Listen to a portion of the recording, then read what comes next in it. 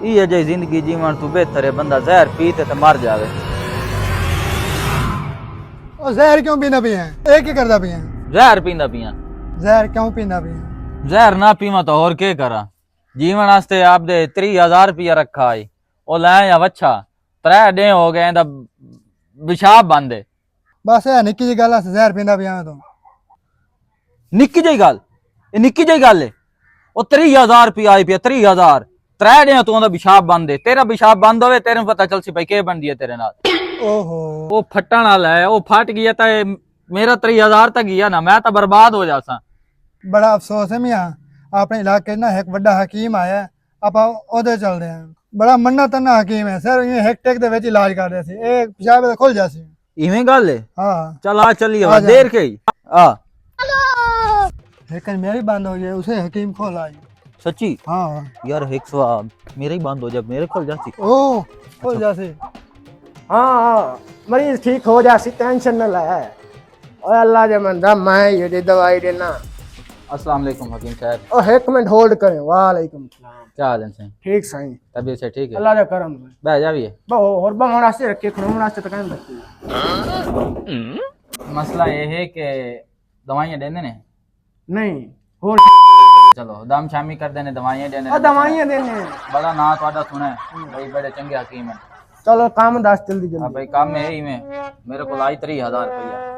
लंबी स्टोरी ना सुना मैं मरीज दा हालत दस के यार दसदा पिया ना यार बात। हाँ जल्दी जल्दी दस भाई मैं लाया गां ठीक है ते गां 3 दिन हो गए ते गां दी वो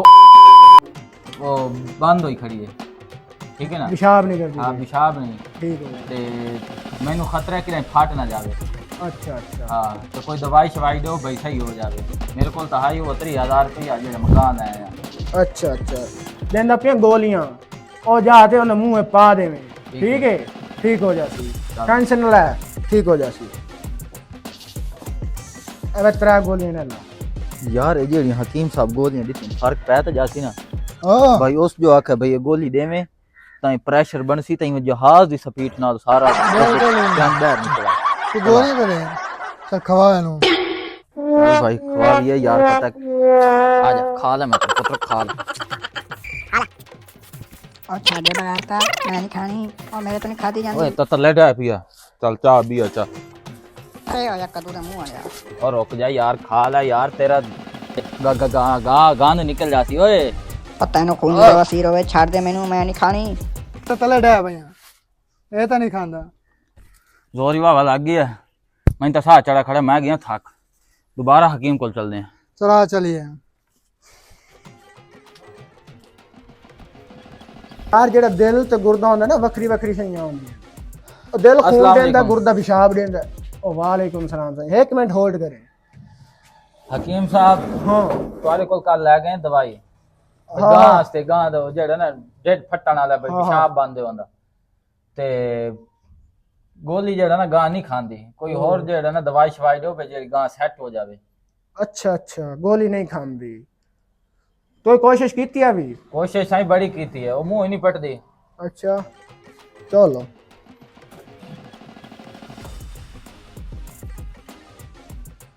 ਐਵੇਂ ਦਾ ਵੀ ਹੈ जी ਇਹ ਜਮਾਲ ਗੋਟਾ ਆਨੂੰ ਨਾ ਬੋਤਲ ਦੇ ਵਿੱਚ ਪਾ ਤੇ ਗਾਂ ਕੋ ਪਿਲਾ ਦੇਵੇ ठीक है ਠੀਕ ਹੈ ਐਲਾ ये चोखा पिलाना है।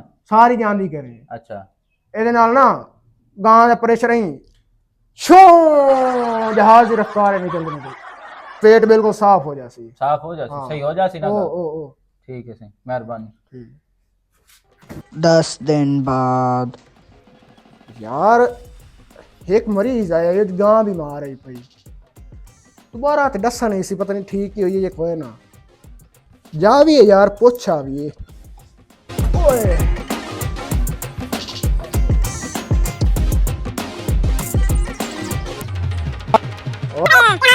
रात रे बच्चे दा क्या बना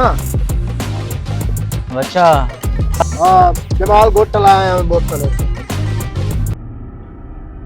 हकीम साहब जिवें तुस आखा ही ना मैं कीता उवें चला ये जमाल गोटा पीवा भी है चल पिलाई ने तो हुन वेख वा ते ट्रेन दी रफ्तार नाल सारा कुछ बाहर आंदा। खोल खोल खोल डा खोल